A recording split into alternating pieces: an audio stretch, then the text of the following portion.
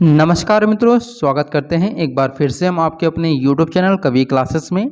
और यहाँ पे सबसे पहले आप लोगों को बताना चाहेंगे कि आप लोग का 5 अगस्त को आप लोग का क्या हो रहा है, रिजल्ट आ रहा है। किसका रिजल्ट आ रहा है भाई? तो यह आपका यूपी बीएड 2022 का जो प्रवेश परीक्षा आप लोगों ने दिया है 6 जुलाई 2022 को, उसका रिजल्ट आपका 5 अगस्त 2022 को आ रहा है। इसके बाद आप लोग को काउंसलिंग कराना है। तो काउंसलिंग में ध्यान रखिएगा, जिनका नंबर अच्छा खासा होगा, ठीक है, या फिर जो लोग का नंबर कम होगा, वो लोग किस कॉलेज से अपना यहाँ पर एडमिशन कराएं कि उनको जो परसेंटेज उनका है वह अच्छा उठे। क्योंकि अगर हम अल्टीमेटली देखें तो आप लोग बीएड क्यों करेंगे? क्योंकि आप लोग टीचर बनना चाहते हैं, और जब आप लोग सुपर टेट को क्वालिफाई करेंगे तो उस पर मेरिट बनेगी, और मेरिट में आपका यहाँ पर 10th 12th ग्रेजुएशन और यानी यूजी, और उसके बाद आप लोगों का बीएड के जो नंबर होते हैं ना, वो ऐड किए जाते हैं। तो इस प्रकार से आपको जो बीएड का नंबर है वो बहुत मायने रखता है। तो ध्यान रखिएगा कि किस प्रकार से, यानी कौन सा ऐसा कॉलेज है, सेमेस्टर एग्जामिनेशन कहाँ पे होता है, वार्षिक एग्जामिनेशन कहाँ होता है, इन सभी के बारे में हम यहाँ पे डिस्कशन करेंगे। तो चलिए शुरू करते हैं। शुरू होने से पहले सभी लोग से एक निवेदन करना चाहते हैं कि सभी लोग इस वीडियो को लाइक जरूर कर दीजिएगा, और अगर वीडियो अच्छा लगेगा तो ठीक है, अगर वीडियो अच्छा नहीं लगेगा तो इसको डिसलाइक कर दीजिएगा। और हाँ, बिल्कुल इसे लाइक करिएगा, क्योंकि इससे हम लोगों को क्या होता है, थोड़ा मोटिवेशन मिलता है, ताकि आप लोग को भी छोटी छोटी और लेकिन बहुत ही मोटी मोटी बातें आप लोग को बता सकें। तो देखिए, जैसा कि आपको पता है कि इस बार जो संयुक्त प्रवेश परीक्षा आपकी 2022 से 24 के बीच की हो रही है, ठीक है, किसके बीच के लिए? 2022 से 24 के लिए, ठीक है। इस बार जो प्रवेश परीक्षा करा रहा है वो महात्मा ज्योतिबा फुले रुहेलखंड विश्वविद्यालय बरेली के द्वारा कराया जा रहा है।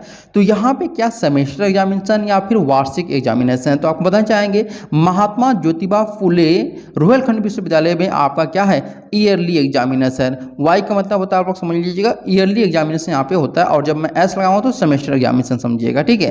तो क्या है आपका, महात्मा ज्योतिबा फुले रुहेलखंड विश्वविद्यालय में ईयरली एग्जामिनेशन है। सेकंड जो आपका यहाँ पे यूनिवर्सिटी है वो आपका क्या है, डॉक्टर भीमराव अंबेडकर विश्वविद्यालय, जो कि आपका कहाँ पे है, आगरा का है, ठीक है। और अगर बात करें कि यह आपका जो है वह क्या है, ईयरली है या फिर आपका सेमेस्टर है, तो यह भी आपका ईयरली एग्जामिनेशन कराता है, ठीक है। इसके बाद बात करते हैं लखनऊ विश्वविद्यालय लखनऊ, जो कि 2021 का आपका जो बीएड परीक्षा उसको इसने कराया था। तो यहाँ पे आपका सेमेस्टर एग्जामिनेशन आपको देखने को मिलता है।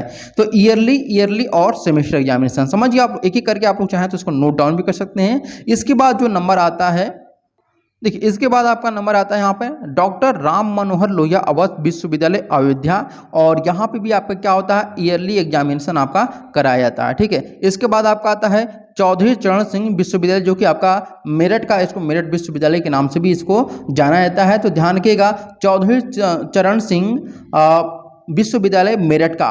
तो यहाँ पे जो आप लोग का विश्वविद्यालय मतलब ये कराया जाता है, यह भी क्या आपका है, तो यह भी आपका ईयरली एग्जामिनेशन कराता है। कौन सा? चौधरी चरण सिंह विश्वविद्यालय मेरठ का।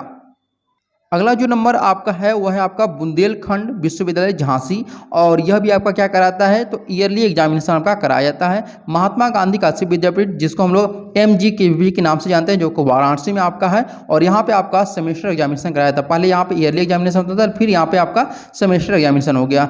अब यहाँ पे बात करते हैं संपूर्णानंद संस्कृत विश्वविद्यालय वाराणसी, यह आपका स्पेशली संस्कृत के लिए होता है, और यह भी आपका क्या है, सेमेस्टर एग्जामिनेशन यहाँ पे कराया जाता है, ठीक है। इसके बाद बात करते हैं वीर बहादुर सिंह पूर्वांचल विश्वविद्यालय, जिसको हम लोग पूर्वांचल यूनिवर्सिटी के नाम से भी जानते हैं, यहाँ भी आपका क्या है, सेमेस्टर एग्जामिनेशन आपको देखने को मिलता है। फिर है दीनदयाल उपाध्याय गोरखपुर विश्वविद्यालय गोरखपुर, और यहाँ भी आपका क्या देखने को मिलता है, तो सेमेस्टर एग्जामिनेशन आपको देखने को मिलता है, ठीक है।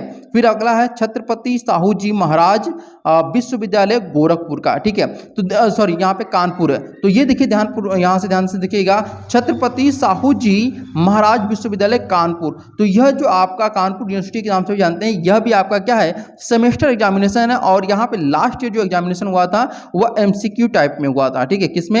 MCQ टाइप में आप लोग का एग्जामिनेशन होता है, कोरोना काल की वजह से। वैसे सारे एग्जामिनेशन जो होते हैं वो आपकी क्या होते हैं, मतलब एक तरह से कहते हैं कि लिखित होते हैं, ठीक है। लेकिन यहाँ पे अब NEP चूंकि लागू हो रहा है, तो NEP में ये कहा गया है कि जो भी एग्जामिनेशन होंगे वहाँ पे अधिकतर करके जो प्रश्न रहेंगे वो MCQ रहेंगे, और यहाँ पे कुछ छोटे छोटे प्रश्न रहेंगे। तो अब यहाँ पे जो विस्तृत प्रश्न करके आप लोगों को देखने को मिला, देखिए 5 प्रश्न आपके हैं और उसको आंसर करते रहिए। तो इस प्रकार से आपका जो बदलाव है बहुत ज़्यादा हो रहा है। अब आपको जो एग्जामिनेशन देखने को मिलेंगे वो MCQ के टाइप में ही देखने को मिलेंगे।